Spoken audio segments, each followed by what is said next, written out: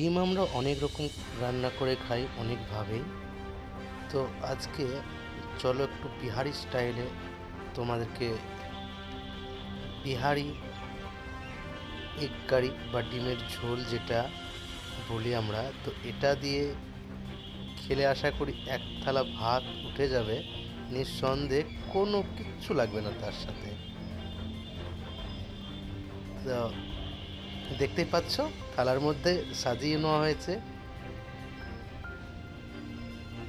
এত সুন্দর খাবার, এত সুন্দর মানে ডিমের ঝোলটা টেস্ট বলা বাহুল্য। যদি করে খাও তো অবশ্যই তোমরা এভাবে ট্রাইটা করে দেখতে পারো যে এই ডিমের ঝোলটা বিহারি স্টাইলে ডিমের ঝোল কেমন হয়, এবং করে খেতে পারো, তোমরা ট্রাই করতে পারো, তো অবশ্যই আশা করি ভালো লাগবে।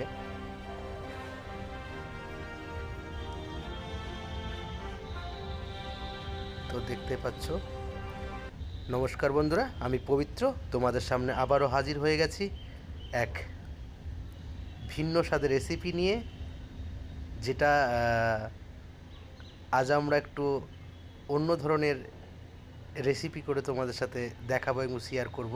তো সর্বপ্রথম আমি দেখো ডিমগুলো সিদ্ধ করে নিয়েছি এইভাবে হালকা স্লো ফ্লেমে। তারপরে এই দেখো পরে পরে কিন্তু এই ডিমটাতে জল ঢেলে দিয়েছি, আমি জল ঢেলে ঠান্ডা করে এভাবে ছাড়িয়ে নিচ্ছি।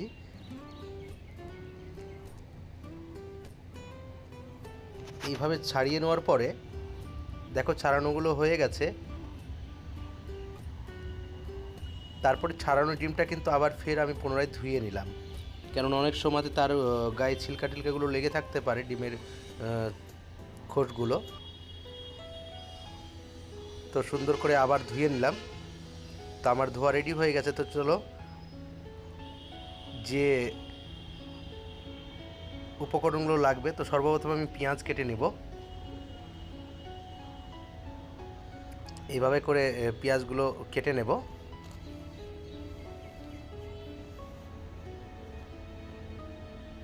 কিছু পেঁয়াজ কেটে নিলাম। তারপরে আবার দেখো সেম এইভাবে টমেটোটাকে চপিং করে নেব।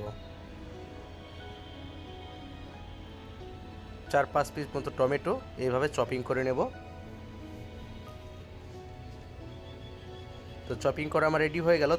তো দেখো এদিকে ওভেনের পর আমার কড়াই বসানো হয়ে গেছিলো। তো কড়াইতে আমি তেল দিয়ে দিলাম, সর্ষের তেল। তো তেলটা গরম হতে দেখো দিয়ে দিলাম আমি যে ছাড়ানো ডিমগুলো, একটু ফ্রাই করে নেব এইভাবে লাল লাল করে।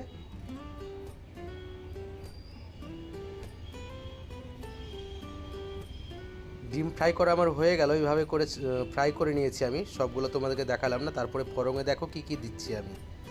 গোটা জিরে দিয়েছি, শুকনো মরিচ, আর গোটা কয়েক কিন্তু রসুন দিয়েছি, গোটা রসুন, যেটা বিহারি স্টাইলে করতে গেলে অবশ্যই প্রয়োজন। তারপরে কিন্তু পেঁয়াজগুলো দিয়ে তারপরে নেড়ে চেড়ে নেব। আর আমি সর্বপ্রথমেই বলি যে পেঁয়াজটাতে আমি কিন্তু লবণ দিয়ে দিলাম, তাতে খুব তাড়াতাড়ি সিদ্ধ হয়ে যাবে। তারপরে দেখো আদা রসুন পেস্ট দিয়ে এইভাবে নেড়ে চেড়ে নিয়ে তারপরে আমি খানিকটা জল দিয়ে দিলাম। তারপরে একটু হালকা লবণ দিয়ে দিলাম। তারপরে হলুদ গুঁড়ো, কাশ্মীরি চিলি পাউডার, লঙ্কা গুঁড়ো পাউডার, জিরে গুঁড়ো পাউডার, তারপরে লাস্টে দিলাম ধনিয়া গুঁড়ো পাউডার, আর সর্বশেষে দেখো কস্তুরি মেথি হালকা আমি দিয়ে দিলাম। কিন্তু দেওয়ার পরে এইভাবে আরেকটু সামান্য পরিমাণে জলটা দিয়ে এইভাবে নাড়াচাড়া করে নেব। দেখো গ্রেভিটা আমার মোটামুটি হয়ে গেছে। তাতে আমি দিয়ে দিলাম এবার যে চপিং করার টমেটোগুলো ছিল, সেই টমেটোগুলো দিয়ে দিলাম আমি। মশলা কিন্তু আমার অলরেডি রেডি হয়ে গেছে। তাতে আমার ভালো করে দেখে নিতে হবে যে কোনো কাঁচা মশলার গন্ধ যেন না থাকে। তারপর আমি কিন্তু জল বেশি করে দিয়ে একটু ফুটিয়ে নিলাম, যেটা ঝোল আকারে ঝোল বানাবো। তারপরে দেখো ভাজা যে ডিমগুলো ছিল সেটা তাও আমি কিন্তু দিয়ে দিলাম। আর এখানে কিন্তু কাঁচা লঙ্কা আমি দিয়ে দিয়েছি।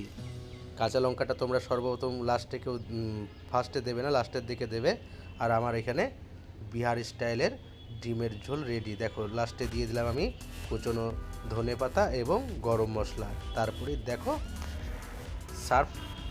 সার্ভের পালা চলে এসেছে। তো সুন্দর করে এইভাবে করে নিয়ে যদি আমরা এই রেসিপিটা ট্রাই করি তো অবশ্যই আমরা এই বিহারি স্টাইলের ডিমের ঝোলের সাথে আর কিচ্ছু লাগবে না, আমি প্রমিস করছি তোমাদের সাথে, আমি পবিত্র। তো এইভাবে তোমরা অবশ্যই ট্রাই করে দেখতে পারো রেসিপিটা কেমন লাগবে। আর আমার এই রেসিপিটা কেমন লাগছে তোমরা কমেন্ট বক্সে প্লিজ কমেন্ট করে জানিয়ে দেবে যে আজকে আমার বিহারি স্টাইলের ডিমের ঝোল বা এগ কারিটা কেমন লাগলো। তো আশা করি সবাই ভালো থাকবে, সুস্থ থাকবে।